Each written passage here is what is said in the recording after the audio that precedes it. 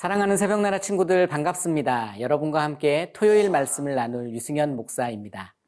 하나님께서는 블레셋 사람의 손에서 이스라엘 백성들을 구원하기 위해 삼손을 세우셨습니다. 이제 우리는 삼손을 통해 일어날 구원의 역사들을 기대하게 되는데요. 하지만 오늘 본문에는 우리의 기대와는 전혀 다른 삼손의 모습이 나타납니다. 거룩하게 구별된 사람이 미성숙할 때 어떻게 행동하게 되는지를 보여주는데요. 오늘은 폭주하는 인생이라는 제목으로 말씀을 나누겠습니다. 오늘의 말씀은 사사기 14장 1절에서 9절입니다. 삼손이 딥나로 내려갔다가 그곳에서 블레셋 사람들의 딸들 가운데 한 여자를 보았습니다. 그가 돌아와서 그의 아버지와 어머니에게 말했습니다. 제가 딥나에서 블레셋 사람들의 딸들 가운데 한 여자를 보았습니다. 이제 그녀를 제 아내로 삼게 해주십시오. 그러자 그의 아버지와 어머니가 그에게 말했습니다. 내 친척들이나 우리 모든 백성의 딸들 가운데서는 여자가 없느냐? 왜 네가 할례받지 않은 블레셋 사람 가운데 아내를 얻으려고 하느냐? 그러나 삼손이 그의 아버지에게 말했습니다. 그녀와 결혼하고 싶습니다. 저는 그녀가 좋습니다. 그의 아버지와 어머니는 이 일이 여호와로부터 온 것인지 알지 못했습니다. 여호와께서는 블레셋을 물리칠 기회를 찾고 계셨습니다. 그 당시 블레셋 사람들이 이스라엘을 지배하고 있었습니다. 삼손은 그의 아버지와 어머니와 함께 딥나로 내려갔습니다. 그들이 딥나의 포도밭에 다다랐을 때 갑자기 어린 사자가 으르렁거리며 그에게 달려들었습니다. 그때 여호와의 영이 그에게 강하게 내려왔습니다. 그러자 그는 마치 새끼 염소를 찢듯이 맨손으로 그 사자를 찢어버렸습니다.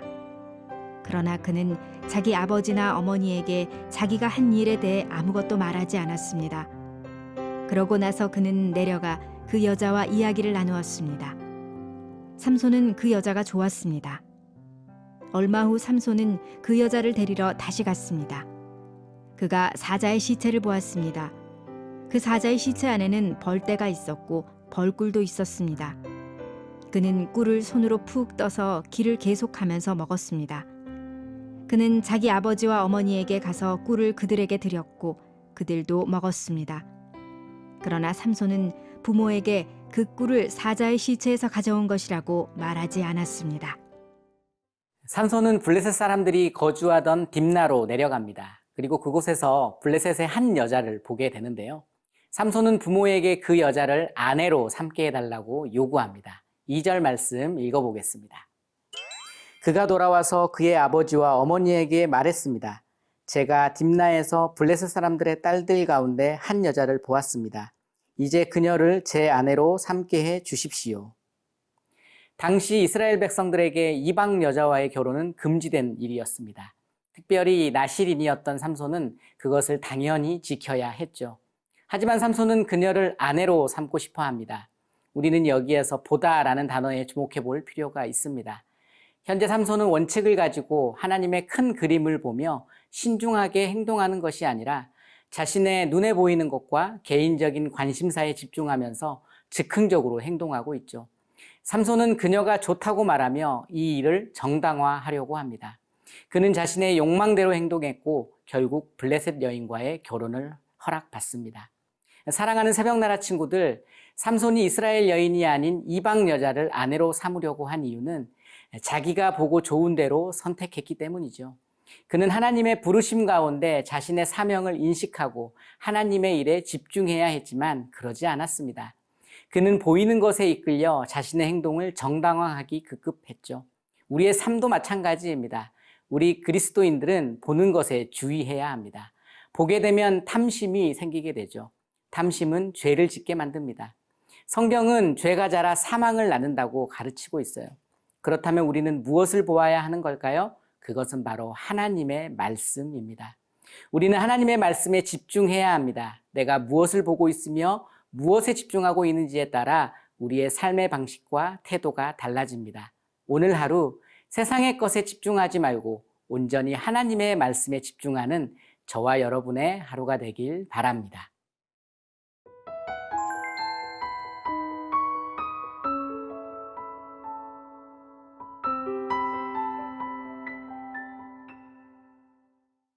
예로부터 자식 이기는 부모가 없다고 했죠.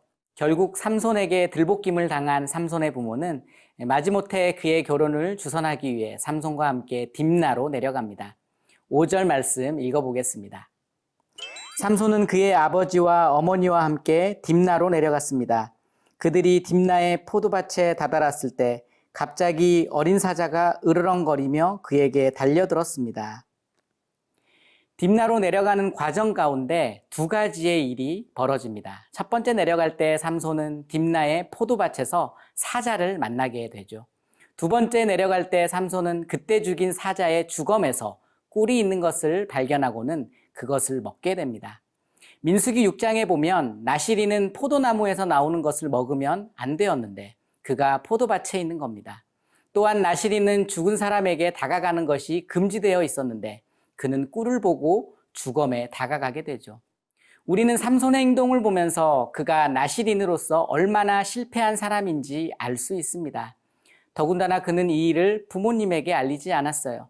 하나님께서 삼손에게 특별한 능력을 주셨지만 그는 자신의 욕망을 채우기 위해서 제멋대로 행동하고 있는 겁니다.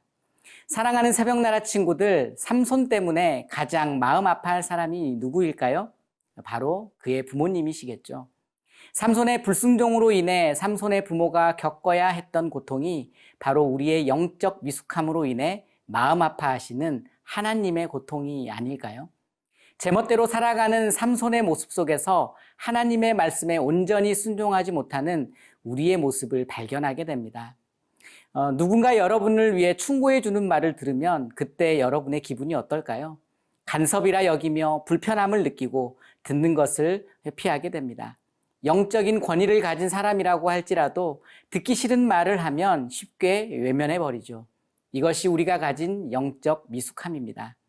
여러분, 우리는 이러한 영적 미숙함을 벗어버려야 합니다.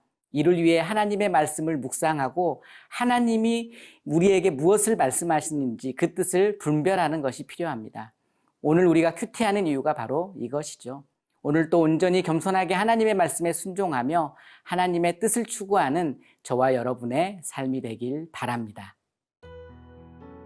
하나님 아버지, 우리 안에 삼손처럼 욕망에 눈이 멀어 하나님의 말씀을 거스르는 어리석은 모습은 없는지 돌아봅니다. 우리의 연약함을 용서해 주시고 온전히 하나님의 말씀에 순종하며 예수 그리스도를 닮아가는 하루 되게 하여 주시옵소서. 예수님 이름으로 기도합니다. 아멘.